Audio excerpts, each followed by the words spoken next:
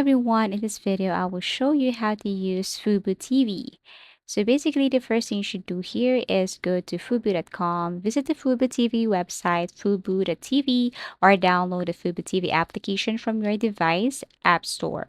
Choose your preferred subscription plan and create an account, or you can install the application. Now, create an account, open the Fubo TV, sign in. If you have an account already, if you don't have, then click this get access here. And again, basically, in order for you to create your account, you need to choose your preferred subscription plan.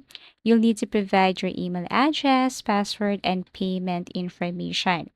After that, you can set up your profile. After logging in, you can create individual profiles for different users, allowing personalized recommendations. Now, after setting up your profile, you can now browse channels. So, Fubo TV offers a wide range of channels, including sports, entertainment, and news.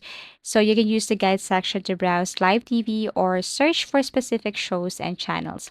You can watch live TV or on demand content. Select any live broadcast from the guide or explore the on demand section for movies and shows you want to watch anytime. You can also use the DVR feature. So Fubo TV offers a DVR feature where you can record live shows to watch later. You can also customize settings. You can adjust parental controls, language settings, and manage your subscription plan within the settings menu.